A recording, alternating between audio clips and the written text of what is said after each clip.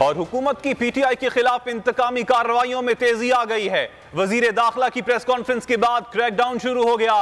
रहनुमाओं की गिरफ्तारियों के बाद सोशल मीडिया की जुबाबंदी का मंसूबा बनाया गया है। पाकिस्तान तहरीक इंसाफ के social media focal person Azhar Mashwani को अगवा कर लिया गया। अजहर मशवानी को उनके घर के बाहर से अगवा किया गया। मशवानी की अहलिया का कहना है कि मेरे शौहर रात 2:51 से घर से गायब हैं।